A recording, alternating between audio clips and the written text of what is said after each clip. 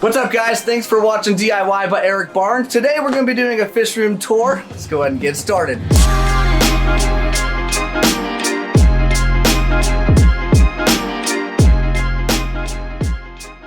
With this system, I've got this male African cichlid. At the moment, I'm breeding some Africans for some friends that were wanting some fish. I have some friends that want some African cichlids, so I took my male and then I put him with nothing but all of the females. I've kind of enjoyed mainly just breeding for friends. You know, if I can keep some of the genetics going and help some friends out along the way, that's really been a lot of fun for me. So, oh yeah, look at that tiger barb back there. Dude. This thing won't die. I don't know. I know you shouldn't keep him with African cichlids, but he literally grew up with them, and they all leave him alone. And he just won't die. This thing's years old, and all of his brothers and sisters died. And I just don't know what to do with him.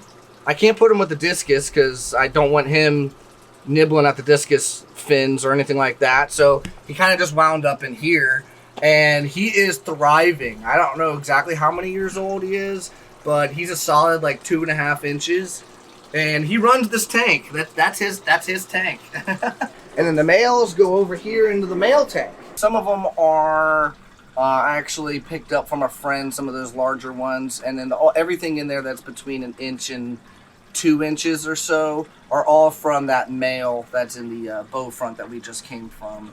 And will they stay the same color here? Or will they? No, they will get a lot more colorful. Really? Yeah, they'll all end up looking like that male. Their dad's coming to get them here in a couple days, so that's why I have the tank stocked up right now and ready for them, because catching them out of that IBC tub over there is not as easy as it sounds. It's not like a fish tank. It's an all-day excursion to get these fish because they're fast. They're really fast. The aquaponics system's doing pretty well. I'm really happy with the plants. I decided to put in some Monstera. I mixed the Monstera in with the pothos, and that's been great. That's helped a lot, I think. You can see the pothos has gone crazy. I've been ripping it out too. I use it all the time. I rip it out, I give it to people, comes right back. So just to basically do a 30-second deal, how everything happens is the pump for the system is down there in my sump tank. The pump pumps the water up into this bow front. After the bow front, you can see it overflows from the bow front over here to the aquaponics system. Then after that, you can see it fills up the grow bed with water, and these pellets provide a really good surface for beneficial bacteria to grow on to process ammonia and nitrite and nitrate. So this is basically what kills all the things that make the water bad for fish. So once it's gone through this, it goes through the plant roots, which helps with the nitrates. You can see then it overflows from here in the middle of the system. And then I have a plumb to the 2 different systems down here. I can control the flow between both tanks. Wow. You're basically always doing a water change. Dude, I was wondering about that. Yeah, actually. It's basically 100% of the time changing the water. Because what happens then after it fills up, it overflows from this tank. You can see the overflow there.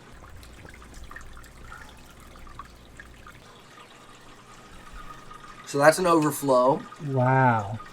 And then you can see that's what brings the water back to the sump tank.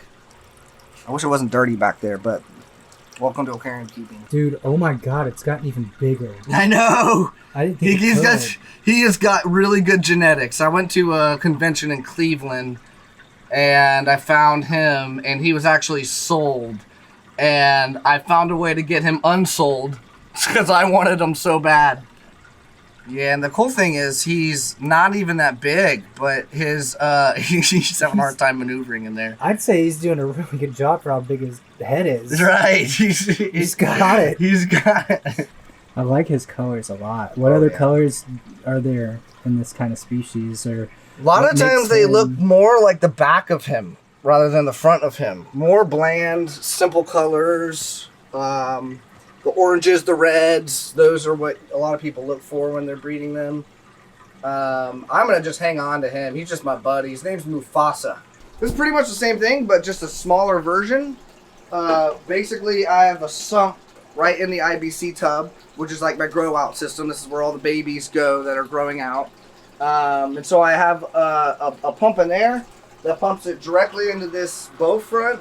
When this bow front overflows, it overflows here into that filter. I just have all sorts of filter floss.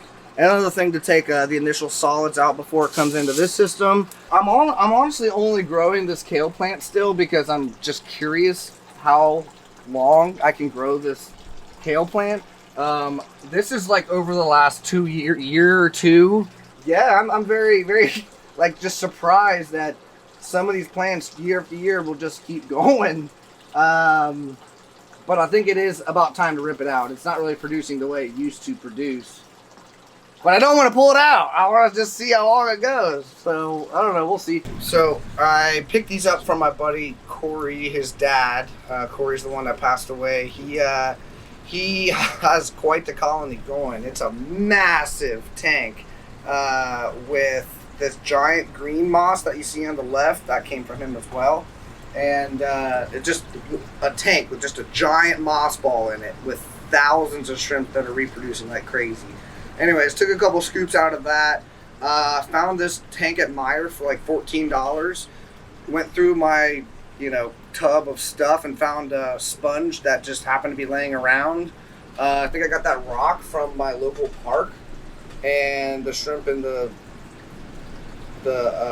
plants were like $20. I gave them $20.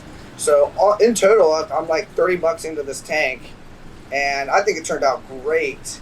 So we got this Synodontis actually today. Super excited about him.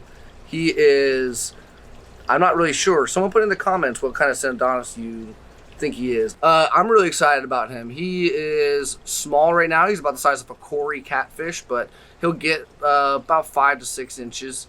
I think at that point, you might see him start swimming upside down more often. Sometimes you'll see them called upside down catfish. But really unique markings on this one. I really like to, I wasn't planning on getting a fish today, but you know how that goes when you see something you really like. What's that black thing? What black thing? Just hovering. Oh yeah, that's my ghost knife. Oh yeah, I have a ghost knife catfish. These guys have an electrical gland in their forehead that allows them to shoot out these little electrical pulses. That is basically their vision. They do have eyes, very small eyes, but supposedly they really can't see much out of them. They see almost entirely with this electrical pulse vision, kind of like an electrical eel. Who is this? Isadora. Isadora. This is my baby number 1. Hi, Isadora. And we've got baby number 2. Hey, come here, Abby. Hi. This is my border collie. This is Abby. Hi, Abby. I bet she loves the fish tanks. She doesn't like fighting for the attention. And neither does Isadora. That's her big thing. She's a big cuddler. This is actually the only tank that I have not connected to an aquaponics system. So a lot of times when I do want to do water change on this system, I'll just start a siphon from this tank, go right into the aquaponics system, because those can handle the bioload of this system along with everything that they already have in their tanks. But everything in this tank has just been thriving. Oh, it might look a little bit crowded, but I do weekly water changes about 40%. And then in the back, I have an FX4 and an FX6 running this tank, so it's got a lot of filtration. Where is my Beischer? Here's the Beischer. There we go. He's fun. He's the note noodle. Wow. He is a lot of fun. They actually breathe air, and they can go from like one lake to another lake in Africa. They can be, I've heard of people finding them in just buckets of mud, living totally fine, and they'll go put them in their aquarium. What? Yeah. So super excited about this Arowana. I actually just got him. He's going to be going into my pond build down the line. I'm going to grow him out in here for a little while at first. Yeah, he's got some blue in him and some red. Whoa. Sometimes you see some Arowanas with a little blue. See some with a little red. I think he just happens to have a little bit of both. But yeah, a couple of these fish that I got from one of my best friends, Corey, that passed away. Including Ziggy, the zigzag eel, which I don't know where he went. He's somewhere around here now. He's all over the place. Then some rams. The rams are a lot of fun to see spar in here. The angels I've had for years. The discus, I have a video on actually. I bred all the blue discus. I actually bred myself. Their parents were the first 2 discus that I ever owned. Had them for years, and so finally wound up with a whole bunch of these blue ones that I'm very, very happy about. This is actually LT, which I think looks the closest to his mama and acts just like her, which was the original discus that I had. Her name was Tank.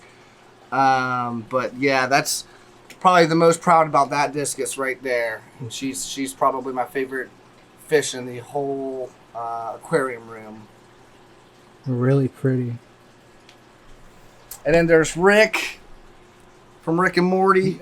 I'm Tiny Rick. In the back, is that No, Rick? that's Rick. That's also, I think, from the same batch as LT, this other discus. Huh. Actually, this one is a different genetic line. I'm going to try to breed this discus into the gene pool just to kind of get some good genetics in there. I always wanted to keep discus fish. So really what started with me was I saw a video of this guy with this beautiful tank of discus. And I just remember to myself, that's it. I'm going to have that tank with the beautiful discus. And once I got into it, I just kept going, and I got into breeding discus, breeding African cichlids, just for the fun of it. And I just fell in love. You can have a really tough day, come home, look at these aquariums, and there's something about you can just calm down. Even taking care of the fish, taking care of the aquariums, part of it just brings me to a happy place. So I have to keep rocks on top of the lid because They will really, dude, all the time. it's wild. They're like little piranhas. Actually, it's theorized that they would definitely kill a piranha one-on-one. What? Mm-hmm. Man, I'll tell you what, they're a lot of fun. They'll interact with you anywhere you are in the room. They're just always looking at you. And you walk by the tank and you're not giving them attention by like just acknowledging them or looking at them. They'll start freaking out on you, and they just want to be acknowledged. They just want you to know that you see them. Kind of like a dog. Yeah. I don't know. I think I got lucky with some good genetics here when I found them. But yeah, they had identical markings when they were young, and they've always looked pretty much the same all the way. But they have changed a lot. Yeah, they don't look like that when they're young. Mm-mm. Sharks are a lot of fun. I don't really think they should be in the hobby. These were rescued, but yeah, I do need to get them into a much bigger home. I'd obviously realize that. I'm going to be building a pond build out, so they'll be going there soon. But so far, it seems like it's been a really good situation with these Oscars. You would think maybe it'd be a little difficult to keep anything with Oscars, but I think you just got to keep things with Oscars that are faster than Oscars. And that helps a lot. They did go after them for the first day or two and kind of just decided that it wasn't worth the energy anymore. And they have lived together peacefully and calmly ever since. What's your favorite thing about the hobby? Oh, the zen. You can have any kind of day. And if you come down, you know, anyone that knows me or spends time with me knows that this is my spot right here. This is where I go. This is where I be. And when I'm not here, I have another spot. It's right here. And when I'm not here, I have another spot. It's right here. And when I'm not here, guess what? I got another spot.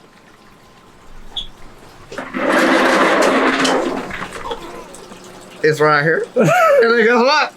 I got another spot. It's right here. Oh, where are they? Where are they? Of course they wouldn't be out right now. That's so funny. Are they both boys, girls, boy, girl? I think they're both boys, but they're at about that size where it could still go either way. But I'm not really sure. They're never back there either. She's like, I'll make it one of these times. Just keep trying. She's like, this new enclosure's fucking difficult to navigate.